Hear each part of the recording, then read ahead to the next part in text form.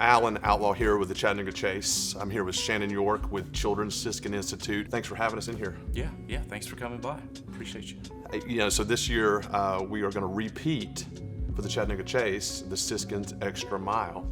And I wanted to come by and check out what you guys do. Tell me just a little bit about Siskin's Children's Institute here in Chattanooga. Well, we've been here serving children for over 70 years.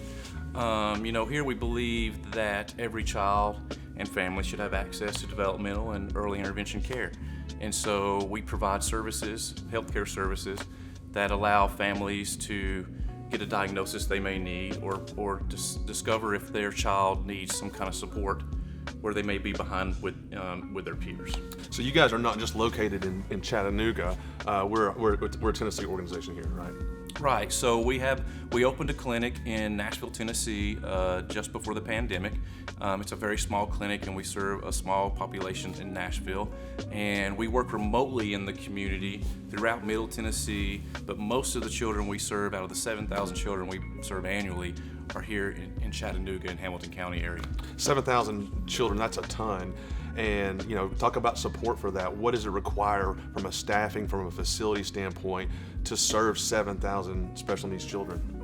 Well, in this location here, we have about 50,000 square feet. It's a large space. A lot of local Chattanoogans don't realize how large this space is and how many children we're serving in this space. But this is still too small. And it could be because it's an older building and it's not as efficient as we would like it to be. And so that we also do work in the remote, like in the community, churches, schools, whatever's comfortable for a parent, for our therapists to come and work with them, if necessary, in the community. Let's talk about the Chattanooga Chase and Siskin, okay? Tell me what was on your mind when we first met. Well, I learned about Chattanooga Chase for the first time, even though I'm from Chattanooga and been here my entire life. I learned the first time from a friend who used to raise funds for Siskin back before the pandemic, and I told him I was thinking about doing a race, and he goes, "Hey, I know this guy who wants to, include children in his race and target children and healthcare and exercise, and he has a passion for the community. You should talk to him." And so then we got to meet over a cup of coffee and see how we could work together. And that's how Extra Mile for Siskin. That's kind of how I remember it. I remember being in a coffee shop, this really tall, dark, handsome guy with blue eyes comes in and sits down and says, "Hey, I want to put a 5K on. Can you help me?" Yeah. Right. And that's kind of how it worked out. And I told you that was a terrible idea. Right. I offered some advice that says something like, find a race director that will allow you to come along with them. And you were like, "Well, thanks for the advice. I'll see you later." And then maybe a few weeks later, you called and said, "Hey, buddy, will you put your money where your mouth is?" You're a race director, aren't you? Yeah.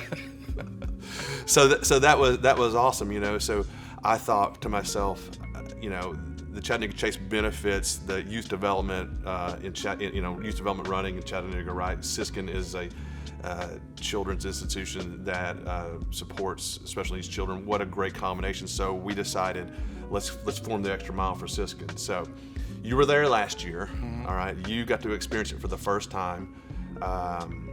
You guys activated the park with bouncy houses, face painting, mm-hmm. and you brought a couple hundred of your nearest and dearest out to the park.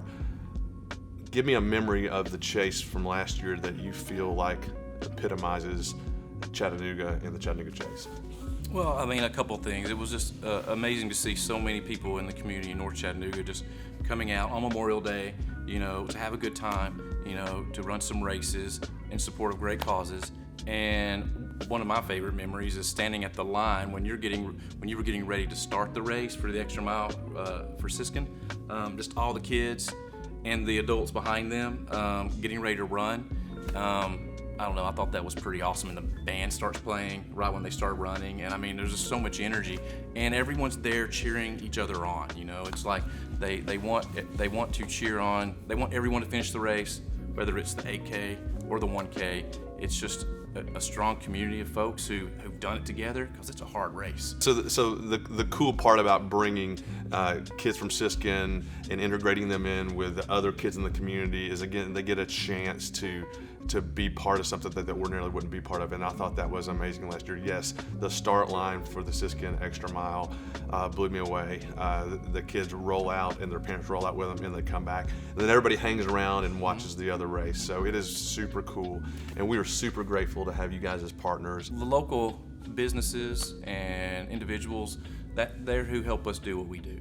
You know, without their support, without their funding, without their partnerships, volunteering, and things like Chattanooga Chase, you know, helps us generate awareness.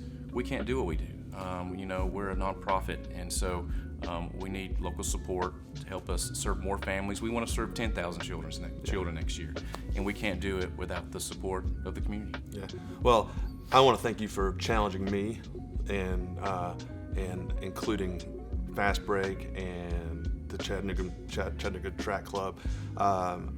Without your challenge, without your ask, you know, we would have continued on doing things the way we were doing, which is completely fine. But you guys have made it so much better, and I really appreciate the partnership. And can't wait to see you out there. I love you, man. Love you too, man. Appreciate you guys too. Yeah.